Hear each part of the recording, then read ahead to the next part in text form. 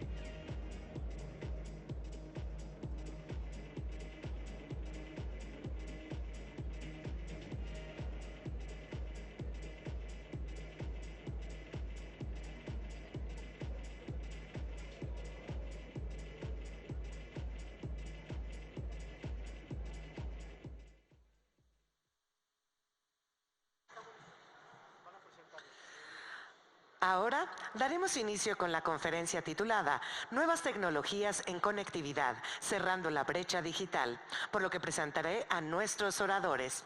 Les pido recibir con un fuerte aplauso a José Luis Peralta, director general de la Oficina de Transformación Digital del Instituto Federal de Telecomunicaciones.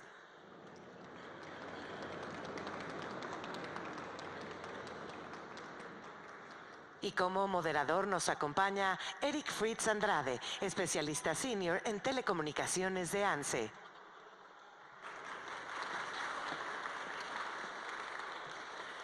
Dando inicio con la conferencia Nuevas tecnologías en conectividad, cerrando la brecha digital, cedo la palabra a Eric Fritz. Muchas gracias. Sí, bueno. Buenos días. Muchas gracias. Una vez más me presento. Mi nombre es Eric Fritz. Soy especialista senior en telecomunicaciones por parte de la Asociación de Normalización y Certificación. Y es un gusto estar ante ustedes este día. En el marco de este simposio organizado en conjunto con la Cámara Nacional de Manufactura Eléctrica, hoy abordaremos un tema que puede no ser conocido por nombre por todos, pero que todos los usuarios de las tecnologías de la información y las comunicaciones experimentamos de una forma u otra, que es la llamada brecha digital.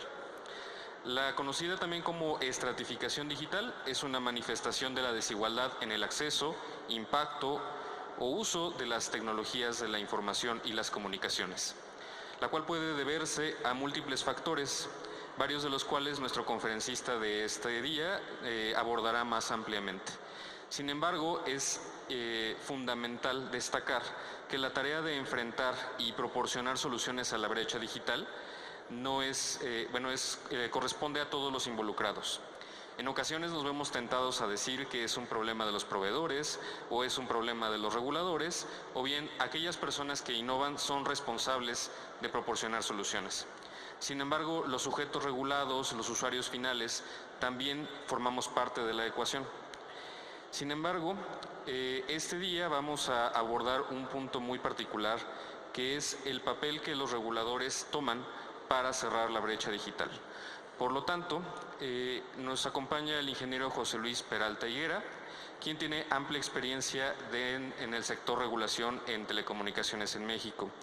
El ingeniero Peralta formó parte de la Comisión Federal de Telecomunicaciones desde el 2006 hasta el 2003.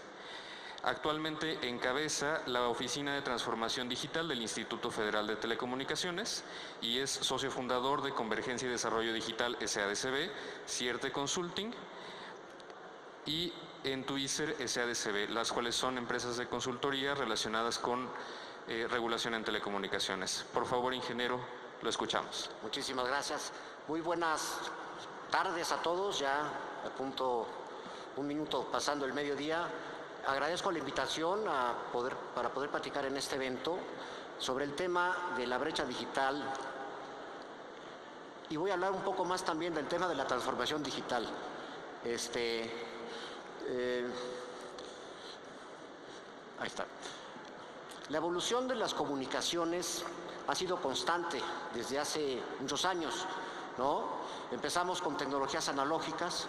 La historia de las telecomunicaciones empezó con el telégrafo y de ahí ha ido evolucionando hasta nuestros días, que tenemos servicios, por ejemplo, inalámbricos de 5G, ¿no? Que nos dan servicio en la calle, en todos lados, de altas velocidades, con altas prestaciones. Y también tenemos servicios como el Wi-Fi, que lo usamos en nuestras casas, en nuestras oficinas, incluso en sitios públicos. Esos tipos de tecnologías que permiten, por ejemplo, el Wi-Fi, compartir el espectro radioeléctrico entre varios usuarios, y ese espectro específicamente se llama de uso libre, a diferencia del espectro que usamos en telefonía celular. Pero para no aburrirlos, yo les quiero hablar. El tema de la transformación digital es muy importante y tiene que ver y se basa en las redes de telecomunicaciones. Pero no basta con hablar de redes de telecomunicaciones. Por supuesto que es la base. Sin infraestructuras de telecomunicaciones no podríamos tener infraestructuras digitales, ¿no? Pero el ecosistema de la transformación digital involucra muchas más cosas que solo la labor que está haciendo el propio instituto. El Instituto Federal de Telecomunicaciones es el organismo regulador de la competencia en las telecomunicaciones y la radiodifusión. Y un poco de historia, todo esto inició por allá por el 94, aún antes, en el 89-90, cuando se privatiza Telmex.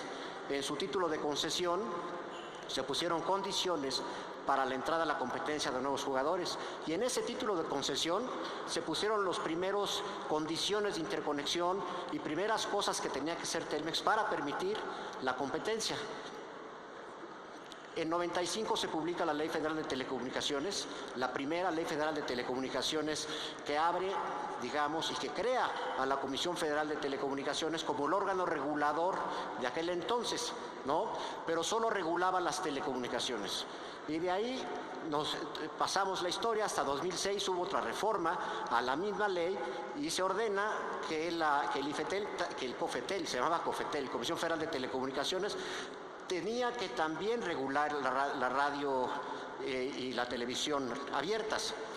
Históricamente las telecomunicaciones eran telefonía, televisión por cable, televisión vía satélite, servicios vía satélite en general, telefonía celular, pero la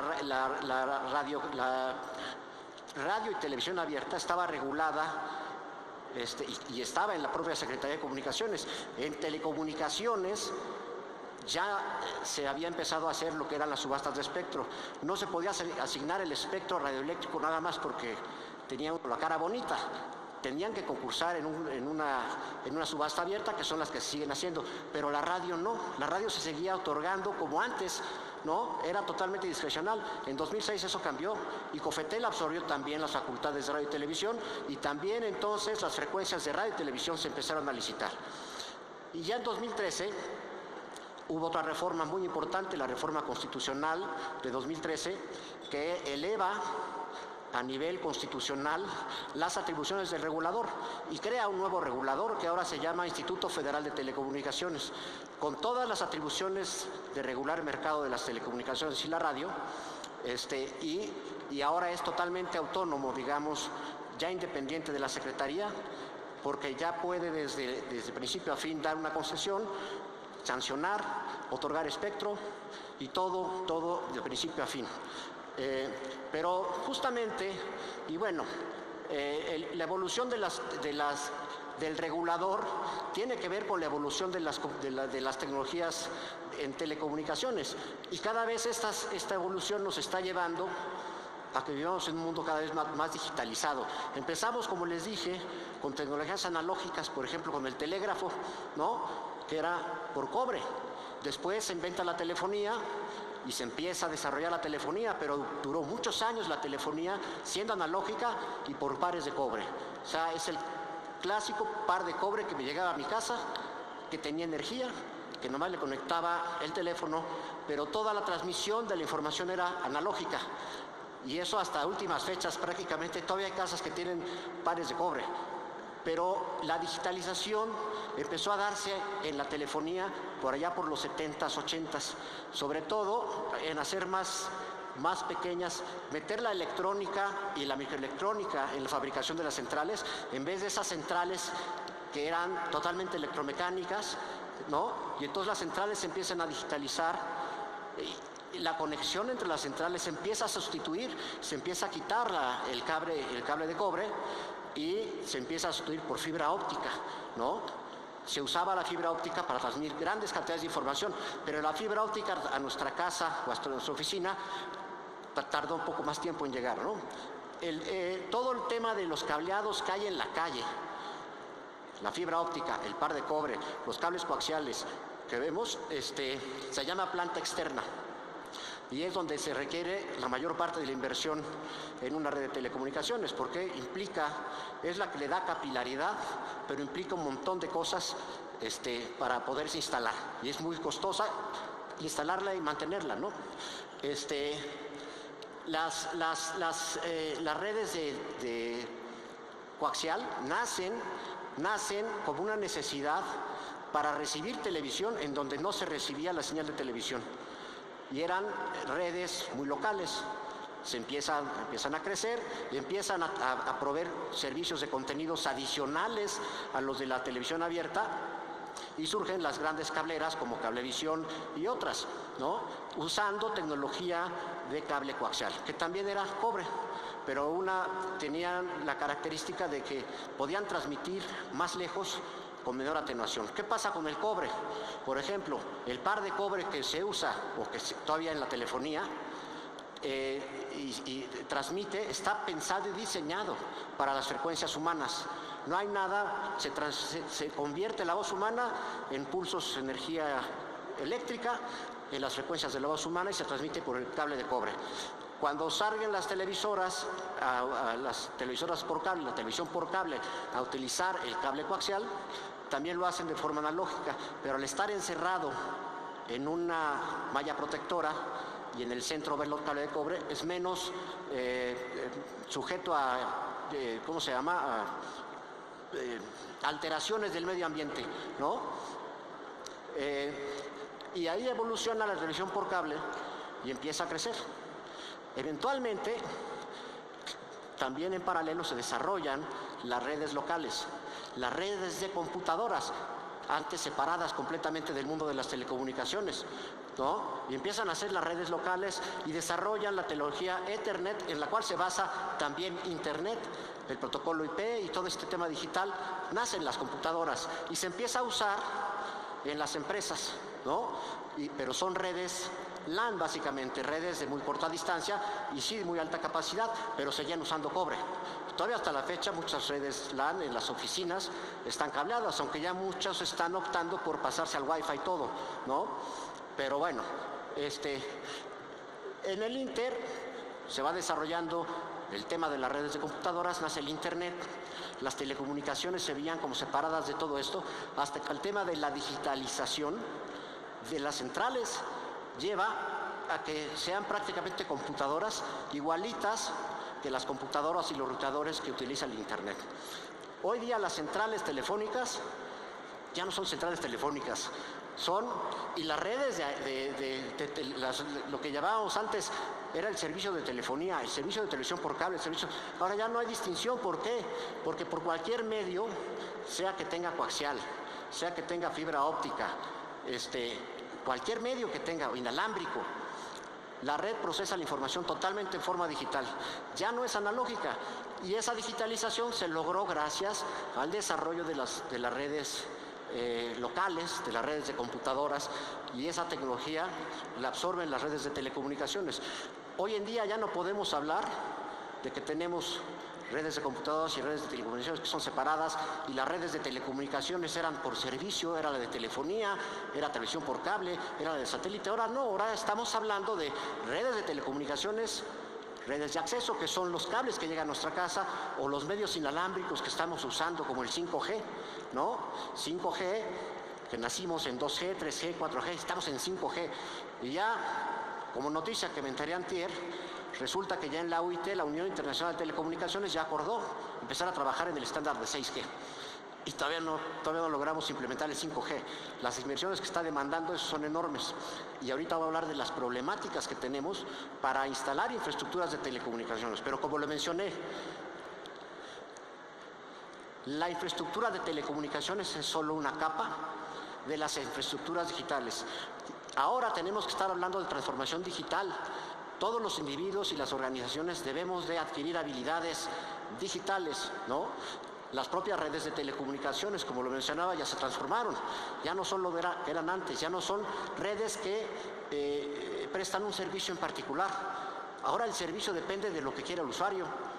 Si yo tengo un enlace de Internet, es un acceso. Yo uso WhatsApp para mensajear o para hablar. La tendencia del uso de datos en todas las redes va creciendo enormemente, y las comunicaciones típicas de voz, los enlaces de voz que todavía hacemos en nuestro teléfono celular, o el que todavía tenga un teléfono fijo en su casa, pues si ya tenemos un celular, ¿para qué queremos el fijo?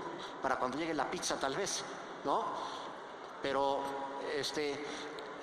la tendencia es ya no usar servicios específicos, sino que dependa de mí qué es lo que quiero hacer en ese momento.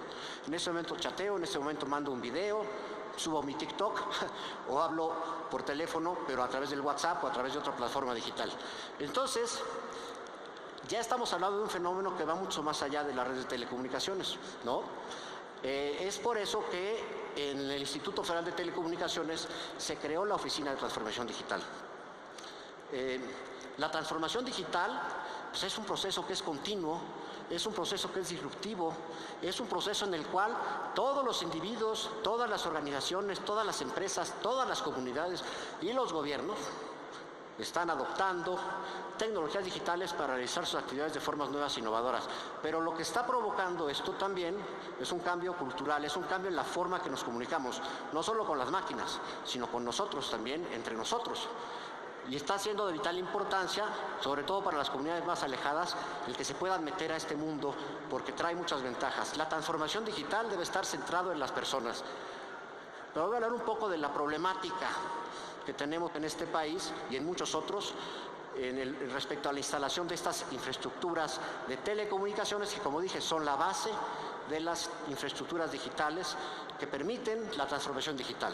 Si vemos, por ejemplo, datos como a ver si el apuntador, creo que no se ve mucho el apuntador, pero vemos ahí México, El año pasado, estos son datos a junio del año pasado, su crecimiento fue del 5%, su crecimiento de banda ancha. Este dato está tomando en cuenta banda ancha móvil y banda ancha fija, ¿no? Y vemos, bueno, solo Chile, Eslovaquia y Turquía nos superan, pero es curiosa esta gráfica, es engañosa, hay que tener mucho cuidado. Si yo veo, por ejemplo, Corea, que está por acá, Corea tiene 2.7, ¿cómo Corea? Si en Corea ya todas las casas tienen fibra óptica, ¿no?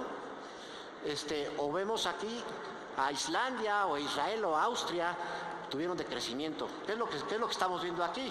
Son economías que digitalizaron su planta externa desde hace mucho, con planes muy agresivos del gobierno, se invirtió, España también lo está haciendo y lo ha hecho muy bien. Lógicamente el crecimiento que tienen ahora es marginal. Nosotros nos falta mucho y decimos, oye, estamos creciendo muy bien, sí, pero es que nuestro crecimiento, aunque sea menor en cantidades, representa un porcentaje mayor que esos países que sabemos que están más evolucionados que nosotros, ¿no? Y hay un problema.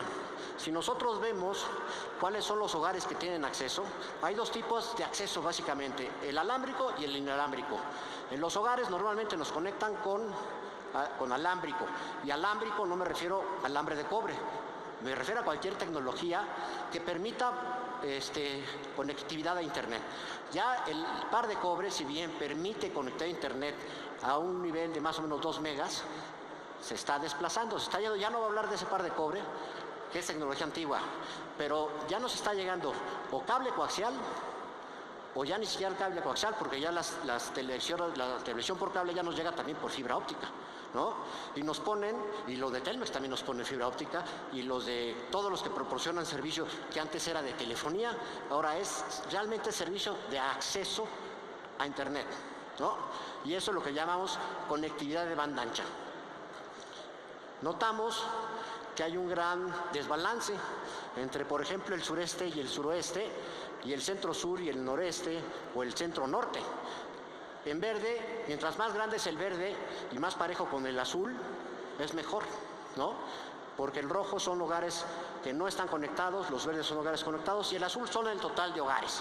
Entonces aquí vemos un desbalance, es algo que se ha hablado mucho, el problema del desarrollo del sureste, y hay muchas razones, entre ellas también es el tema de la orografía, pero sí es preocupante que no hemos logrado el desarrollo que queremos en la conectividad en esos lugares, ¿no? Y hay una serie de problemáticas, ¿no?, que se están atendiendo, pero que no es sencillo atenderlas. Aquí vemos, por ejemplo, el costo de instalar fibra óptica.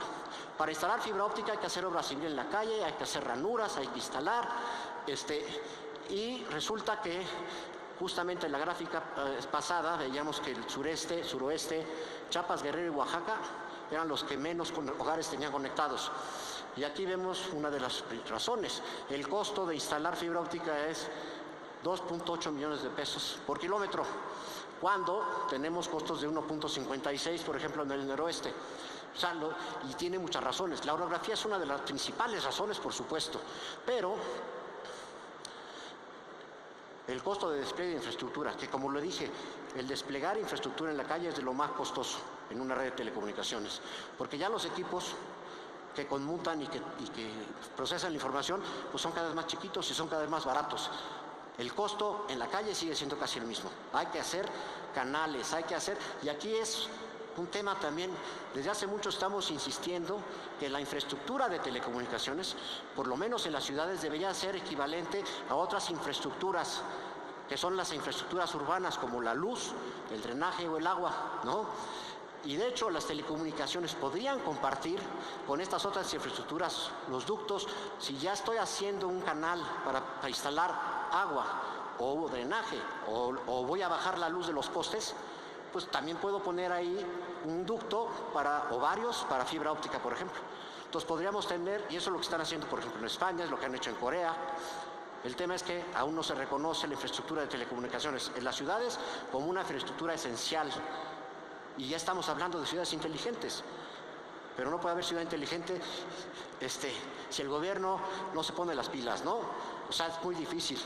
Podrían ser ejemplos o casos aislados, pero si queremos una ciudad inteligente, debemos de veras reconocer que esta infraestructura es básica para la ciudad inteligente y para la vida de la ciudad en general, ¿no? Pero el costo y aquí vemos justamente lo que les decía. La obra civil en la instalación de fibra óptica, el 68% es la obra civil. Es lo que no son telecomunicaciones, ¿no? Oye, pues ¿qué pasa si ya hay otra obra civil? Por ejemplo, en varias carreteras, cuando hacen la carretera, sí ya han puesto ductos junto a la carretera. Y ya nada más el que va a poner la fibra, mete la fibra y la ilumina. Pero el costo mayor fue, digamos, este costo se lo ahorrarían, porque ya la gran inversión la hicieron en la carretera y es marginal hacer una zanja al lado y ponerla en condiciones para recibir ductos, bueno, tener ductos y poder recibir fibra. Nos ahorraríamos ese costo, ¿no? Entonces no tendríamos que estar haciendo de nuevo lo que ya se hizo, hacer una zanja. Pero bueno, este es el costo más alto. Y si vemos los equipos que son activos quiere decir los equipos que iluminan la fibra. La fibra óptica, bueno, a lo mejor me salté un poco. La fibra óptica es un hilo de cristal, ¿no? Con características específicas que permite que la luz viaje por ella muy lejos, ¿no? Y se transmite en lo que llaman en colores. Como la luz es una frecuencia muy alta del espectro electromagnético, tiene una capacidad de transmitir mucha información. Mientras más alta la frecuencia, podemos hablar de más anchos de banda más grandes y la capacidad de transmitir información crece exponencialmente. Entonces, los equipos activos son los que iluminan la fibra, los que convierten la luz en dato y el dato en luz. Esos son los activos. 2% de otros equipos. Los demás equipos que pueden ser, bueno, a lo mejor los de energía eléctrica, temas de aire acondicionado en algunos puntos, etcétera, ¿no? Y la fibra, vean, 6%, es el 6%. La fibra cuesta nada, es muy barata. Lo que cuesta muchísimo es instalarla, ¿no? Y justamente en el tema de instalar infraestructura en la calle, y aquí me voy a lo mejor un poco más allá. Cuando hablamos de 5G, telefonía celular 5G, sabemos que pues, nos va a dar más velocidad, ¿no? Ya nos está dando más velocidad.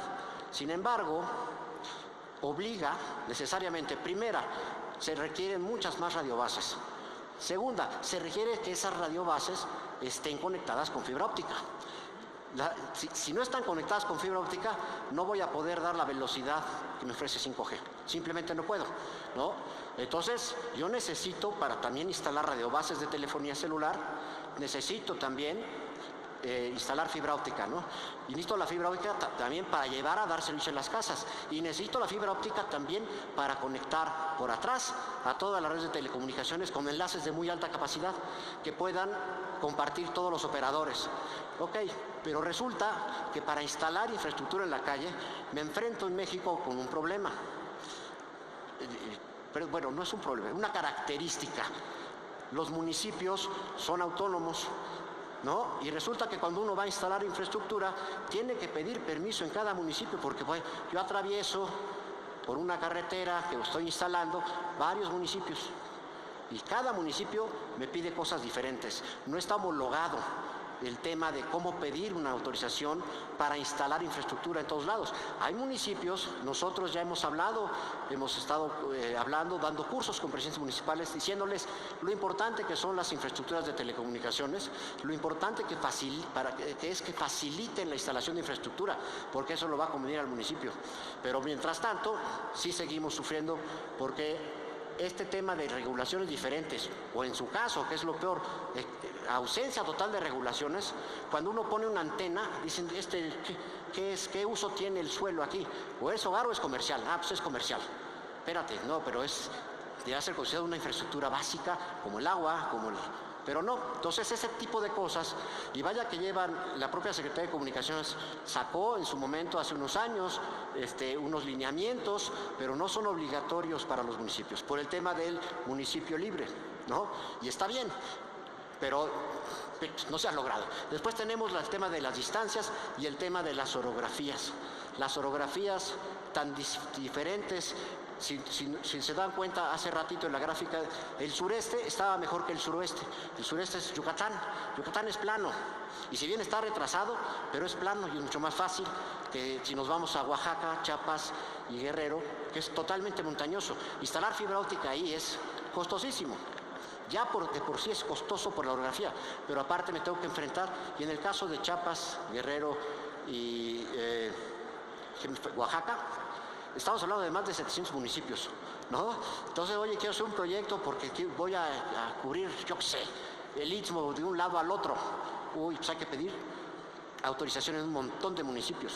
Y cada municipio va a dar sus condiciones y tal vez me cobre diferente y todo, ¿no? Entonces, se están mezclando las dos cosas en ciertas zonas del país, ¿no?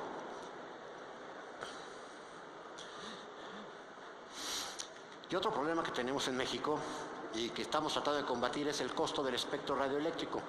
Como les mencioné, el espectro radioeléctrico de uso comercial se tiene que licitar, porque solo lo puede usar una empresa a la vez, ¿no? Ya la tecnología cuando evolucione y todo se parezca al Wi-Fi, a lo mejor no hace falta licitarlo porque todo el mundo lo va a poder usar. La tecnología está evolucionando para allá, pero mientras tanto, yo tengo que poder dar el espectro a ciertas empresas y tengo que tener un mecanismo para darlo, y el mecanismo es la subasta. Originalmente, cuando enseñan las subastas, la idea es, no me des un guante que le llaman, ¿no? O el guante va a ser por el costo de la infraestructura de la subasta, que es todo un sistema informático, ahí más o menos importante. Y la idea es que en la subasta compiten por el espectro, y entonces ellos van poniendo, y dice, a ver, ¿cuánto vale por el espectro? Tanto. Y el otro, no, pues yo sí lo quiero, yo le pongo un poco más. ¿Hasta qué punto? Hasta que ya, como en las subastas, ¿quién da más? Ya no hay más. Este es el costo, esto me lo pagas. Así empezamos a listar el espectro. Pero resulta que después nos metieron en la ley de derechos, que el espectro tienes que pagar derechos anuales por cada megahertz que uses. Y cada banda tiene costo diferente, pero las más costosas son las de telefonía celular. Tenemos, de acuerdo a la media internacional, el costo del espectro, y en estudios que hemos hecho de más de 200 licitaciones en todo el mundo, costamos 60% más que en el resto del mundo, 60% más. Y la prueba de que esto es un gran problema es que Movistar y AT&T ya regresaron espectro, ¿no? De hecho, Movistar ya se subió en la red de AT&T. Dice, ten tu espectro, yo me subo a la red de AT&T, llegaron a un acuerdo, están usando las radiobases de AT&T, todo lo demás, esa infraestructura que está atrás, toda la computación, sí es de Movistar, pero usan, desde la radiobase, usan el espectro de AT&T. Y AT&T también regresó, porque estaban pagando costosísimo el espectro. Y cuando uno dice, bueno, ¿cuánto tiene de espectro América Móvil, que es Telcel? Oye, pues tiene casi lo mismo. ¿Y por qué él no tiene ese problema? Porque tiene muchos más usuarios. Es decir, si uno distribuye el costo del espectro por la cantidad de usuarios que tiene, pues es mucho. Él tiene, en proporción, paga menos que los demás. Pero de todos modos está pagando caro. El espectro está pagando caro de todos modos. Y como dije, 5G requiere cuando menos 10 veces más radiobases. Estamos retrasando la evolución de 5G por el costo que tenemos del espectro. El Instituto Federal de Telecomunicaciones iba a hacer una subasta este año para liberar más espectro, pero ya anunció AT&T que no va a entrar hasta que no baje el espectro. Movistar ya había dicho que no, entonces nomás se queda América Móvil. No va a hacer una subasta con una empresa, entonces se cancela. ¿Hasta qué? Hasta que haya mejores condiciones, hasta que logremos hacer entender. Yo entiendo que Hacienda, su labor es recaudar, pero aquí el tema es, por recaudar estamos perdiendo economía, por recaudar estamos perdiendo penetración, por recaudar estamos teniendo precios más caros de telecomunicaciones. Entonces, es un proceso que no ha sido sencillo, pero creo que vamos caminando y vamos tratando de convencer, ¿no? Hemos organizado mesas de trabajo con gobiernos estatales, municipales y con la industria. Algo, por ejemplo, que acaba de sucedieron 3 hechos últimamente en la Ciudad de México. Uno fue Miguel Hidalgo, firmó con Cañetti y con Anatel. Todos nos quejamos de los cableados que están en la calle, ¿no? Ahí vemos los postes de CFE llenos de rollos y de cables. Entonces el gobierno había dicho una vez, ¿sabes qué? Bajas la infraestructura y tienes tantos meses para hacerlo. Ups, espérate, es costosísimo. O sea, no podríamos hacerlo. Dice, lo queremos hacer, dice la industria, pero no lo podemos hacer rápido. O sea, vamos a empezar con calma, planeado, ¿no? Entonces primero firmaron un acuerdo con la delegación Miguel Hidalgo, después creo que con la Benito Juárez, y al día de ayer anunciaron que firmaron ya con la Ciudad de México, a nivel toda la Ciudad de México, para hacer un reordenamiento del cableado. Primera es retirar todos los cables viejos, que hay muchos cables que no se usan, retirarlos, ¿no? Y a partir de ahí es una muy buena noticia, porque a partir de ahí empieza una conversación directa para poder solucionar el problema, y ahora sí vámonos a largo plazo, ¿no? Entonces, nosotros hemos participado y hemos ayudado en ese tema. Tenemos un tablero de indicadores, ¿no? Y estos tableros se construyen tanto en el IFETEL como a través del INEGI, con el ENDUIT y otras organizaciones de la sociedad civil, como hay una que se llama Centro México Digital, que está haciendo unas encuestas maravillosas. Y son maravillosas porque ya no nomás habla de conectividad o infraestructura de telecomunicaciones, está hablando de otras infraestructuras digitales, centros de datos, ¿no?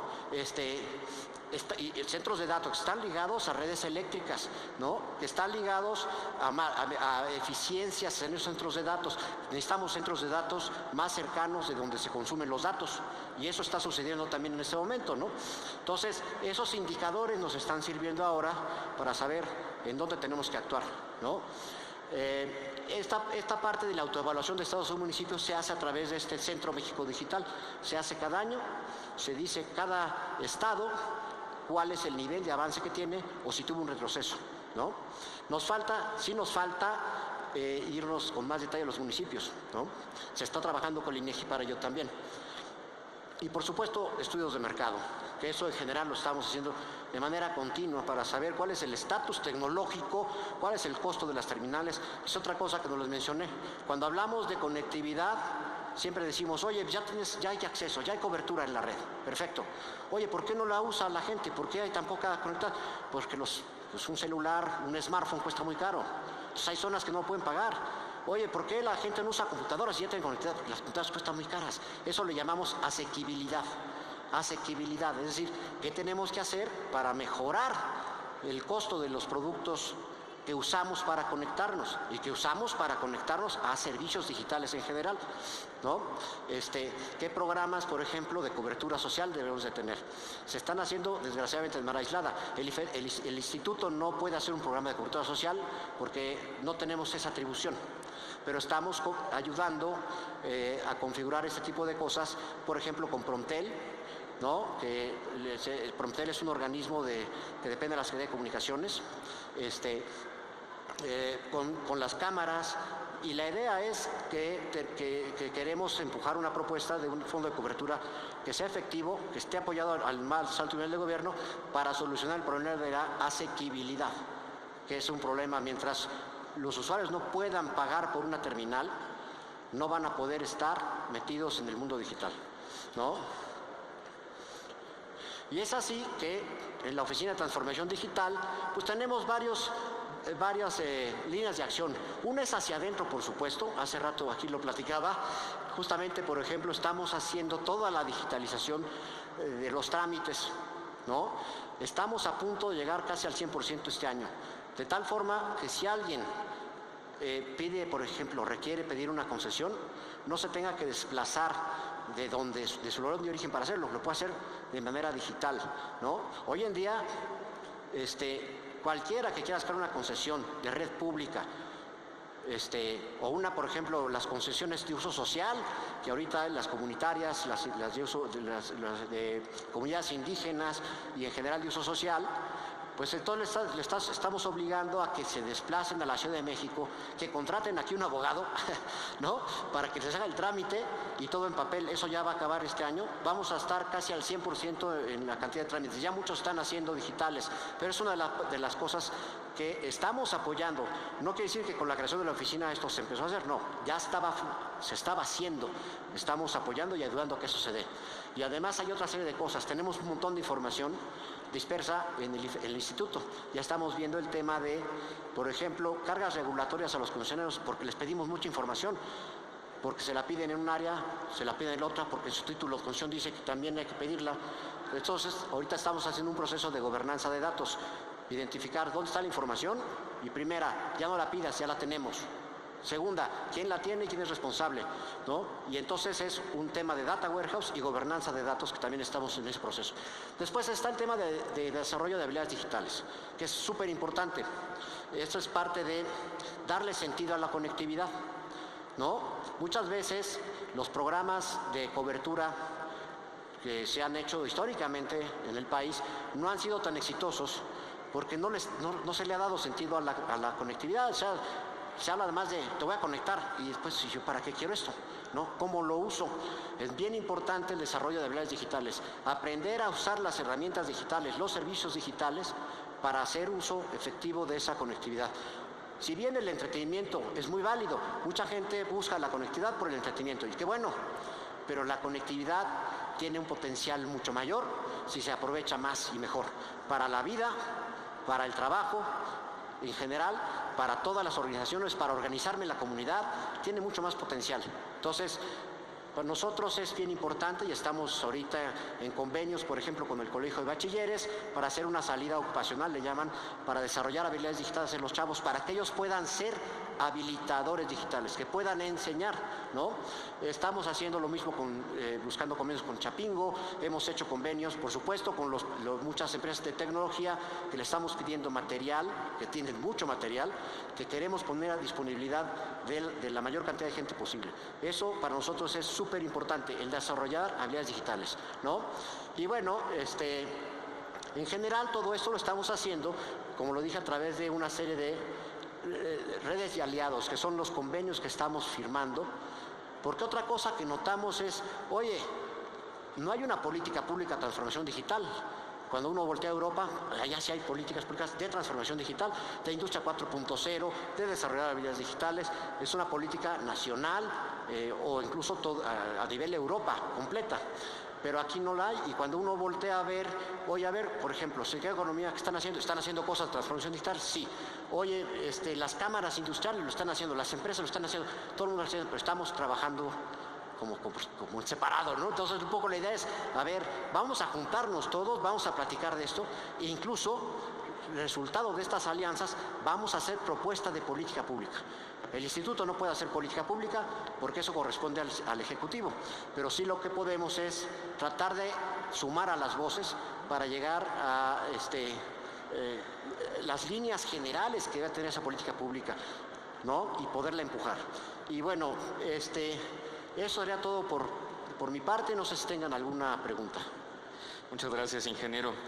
Recordando entonces que el porcentaje de acceso a las redes de comunicación de última generación tiene dependencia con las facilidades que los reguladores nacionales colocan, ¿considera usted que el permitir o facilitar el derecho de vía, disminuir los costos del espectro radioeléctrico, disminuir en la Ley Federal de Derechos el costo anual por megabit, permitiría disminuir los costos de despliegue y a su vez facilitar el acceso para los usuarios finales? Sí, en efecto.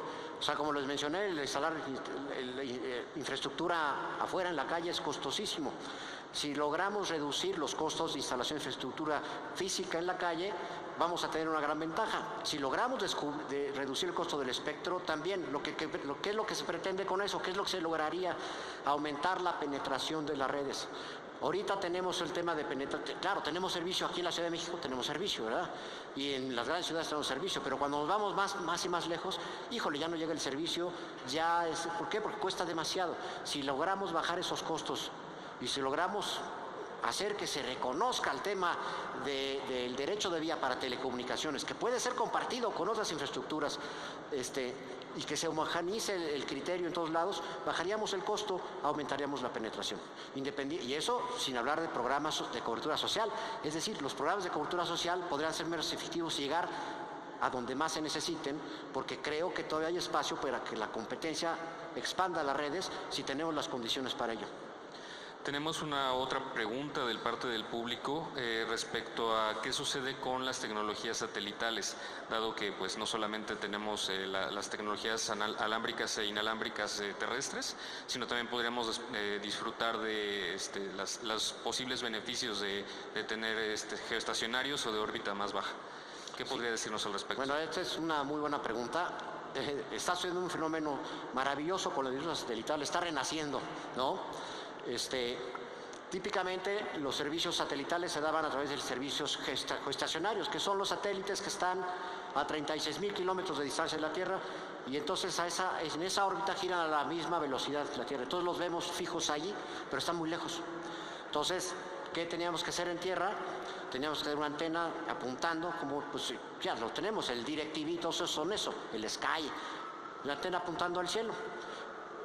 Y ahí recibo, ¿no? Por ejemplo, la transmisión por satélite es eso, recibo. Mi antena no es muy grande, ¿no? Pero si yo quiero transmitir, híjole, necesito hacerla crecer un poco. Pero está el fenómeno que está trayendo, por ejemplo, Starlink, el nuevo servicio que está ya comercializando Elon Musk en todo el mundo, es a través de satélites de órbita baja. Son satélites que están a 200, 300, hasta 700 kilómetros, que giran más rápido que la Tierra. Son órbitas que no están nada más en el ecuador, sino que son polares y inclinadas. Y los satélites es una constelación que se supone que va a tener hasta 10,000 satélites en total. Y en cada órbita, son muchas órbitas que van ahí, tiene muchos satélites. ¿Qué característica tiene? Que yo con una antena más chica y sin necesidad de orientar la antena, puedo tener servicio, ¿no? Yo ya en mi casa lo contraté, yo cancelé mi televisión restringida porque ni la veo, yo ya nomás veo cosas por streaming y contraté, y de veras está muy bueno. Eso está creando un fenómeno muy, muy interesante, porque además da la posibilidad de tener servicio de internet en cualquier lado, y cualquiera lo puede instalar. Oye, ten la antena, llévatela. ¿Qué se necesita? Que hay energía eléctrica, sí, pero puedo irme a la punta de una montaña o en cualquier lado del país y del planeta.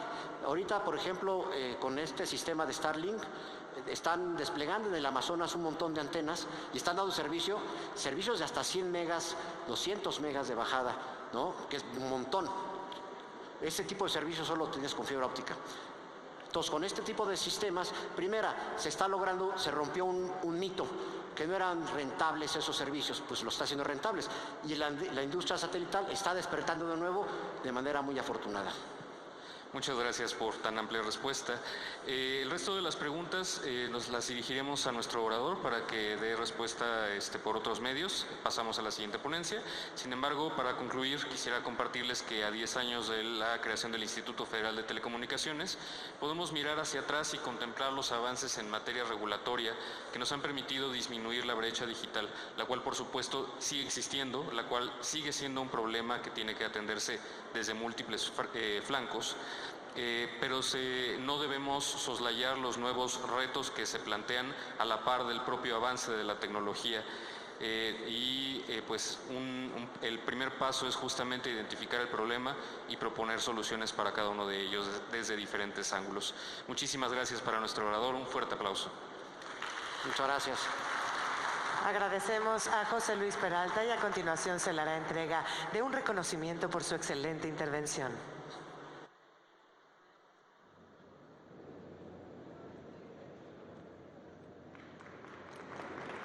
Le pedimos nos regale una fotografía al centro del escenario.